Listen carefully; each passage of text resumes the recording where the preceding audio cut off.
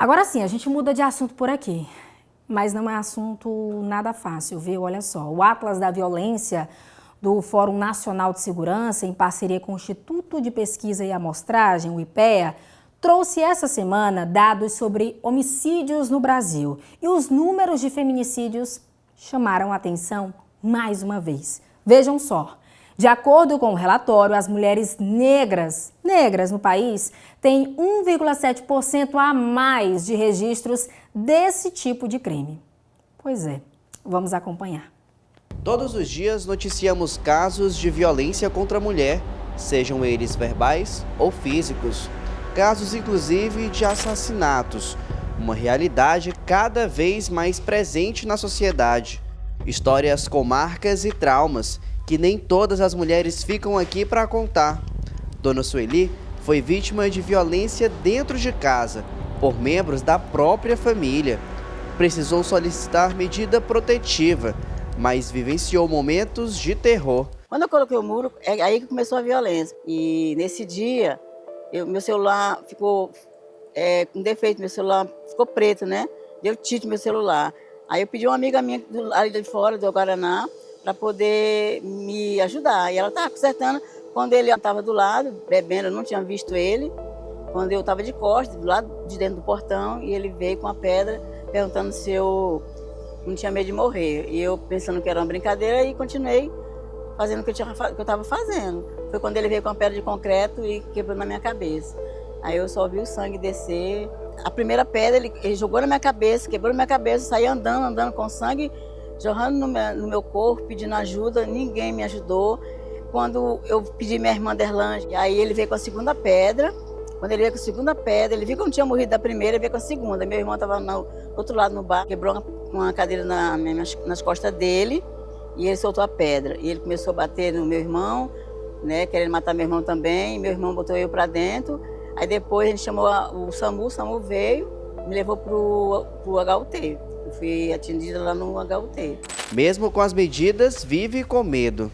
E com qualquer barulho, já se assusta, temendo pela vida. Foi uma das muitas mulheres que ficam com marcas não somente na pele, mas internamente também. É uma tentativa de homicídio, né? Ele tentou matar com uma pedra de concreto, né? Até hoje eu estou com trauma. Estou fazendo tratamento no psiquiatra, lá no hospital psiquiátrico, por conta da cabeça, por conta da pedra, eu posso ver uma pedra, né? E toda hora eu estou vendo a pedra na minha cabeça. Em 2023, mais de 3.900 mulheres foram assassinadas no Brasil. Destes casos, 35% aconteceram dentro das próprias residências. No mesmo ano, foram registrados mais de 275 mil casos de violência contra a mulher. 64,3% dos casos estão relacionados à violência doméstica. Estudos mostram ainda que esses números se tornam mais agravantes quando relacionados a mulheres pretas ou pardas. Das mais de 3.900 mulheres assassinadas em 2023, 2.662 eram mulheres pretas ou pardas. O índice de violência contra a mulher cresce, né?